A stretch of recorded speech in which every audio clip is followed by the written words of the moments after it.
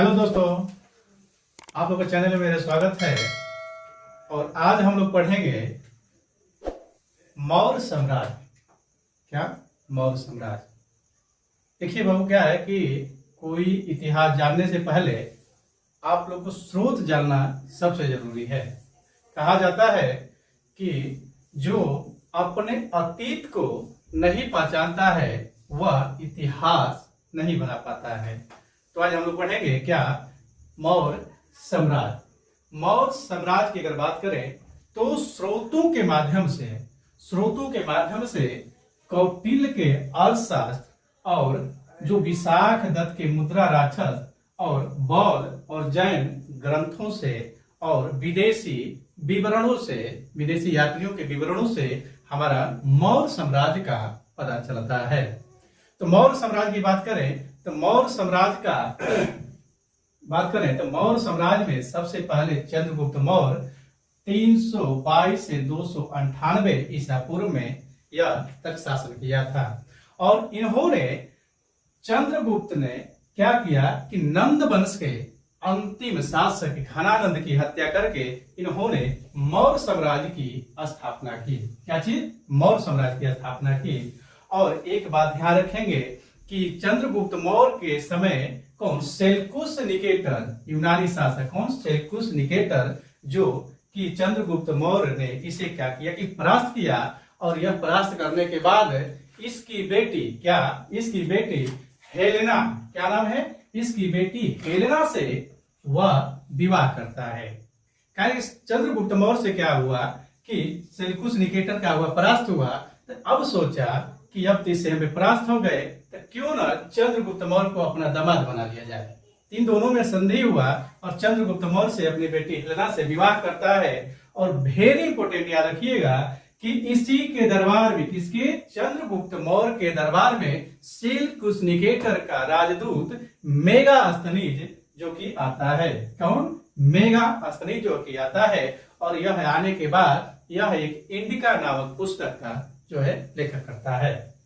चलिए, इतना बात होता है। उसके बाद में हम लोग आगे पढ़ेंगे कि जैन मुनि, क्या नाम है इनका?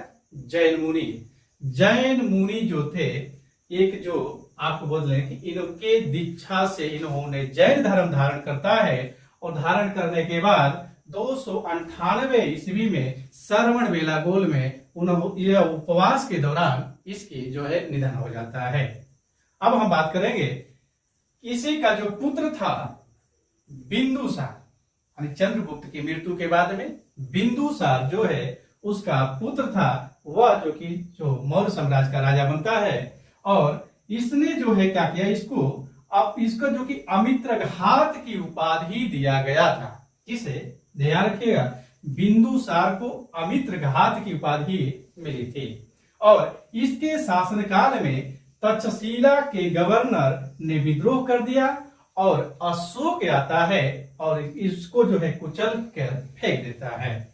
ध्यान रखिएगा एक चीज और कि बिंदुसार के दरबार में यूनानी शासक एंटियोकस का राजदूत डाइमेकस से आया। कई बार एग्जाम में पूछे जाने वाला यह क्वेश्चन कि बिंदुसार के दरबार में कौन आया था? तो डाइमेकस से आया था। कौन? डाइमेकस।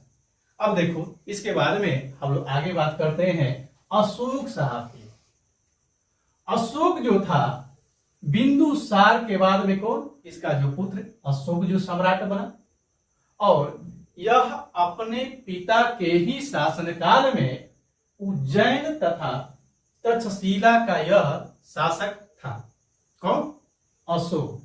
अपने पिता ही के, अगर क्वेश्चन पूछे कि अपने पिता के शासनकाल में ही कौन सा था, तो अशोक ने उज्जैन और तक्षशिला पे शासन किया था।